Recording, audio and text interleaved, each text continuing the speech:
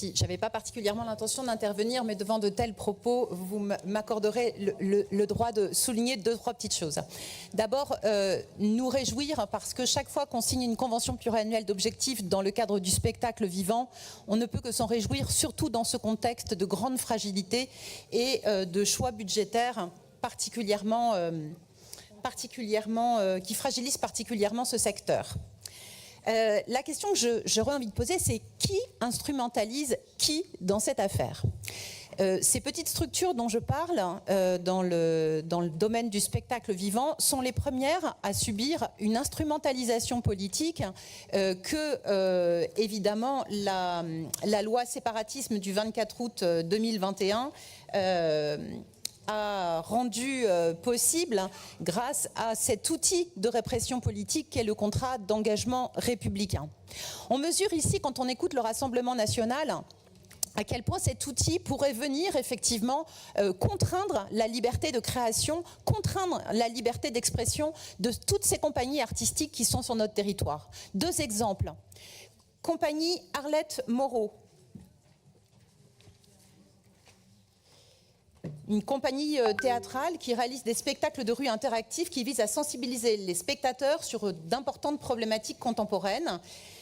Structure qui est victime d'une opération d'intimidation à destination de son action, parce qu'elle avait engagé des actions militantes non violentes sur les marchés pour interpeller les habitants sur les risques liés à la construction des méga-bassines.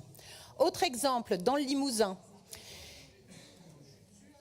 où le filtrage politique est particulièrement prégnant avec une autre association. Alors évidemment, il y a la Pommeraye, mais il y a aussi le cas du collectif Aquaserge en Corrèze, qui jouit d'une reconnaissance nationale, qui est saluée par les Inrecuptibles, mais leur compagnie est domiciliée à Tarnac, ce qui ne plaît pas au préfet et qui viennent aussi se voir privés de leurs subventions.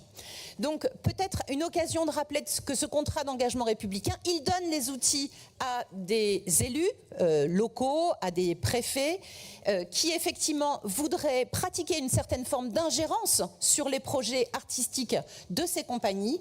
Et pour Arlette Moreau, pour Aquaserge, pour tous les autres qui sont en danger d'extinction parce que certains élus n'ont même plus honte de faire de l'ingérence, je souhaiterais qu'on remette de l'écoute active sur les territoires, qu'on range les couperets et qu'on se félicite d'avoir un spectacle vivant dont on prend soin, qui soit, comment dire, particulièrement crédible par sa diversité, par son intérêt et par sa qualité artistique, parce que nous en avons toutes et tous besoin.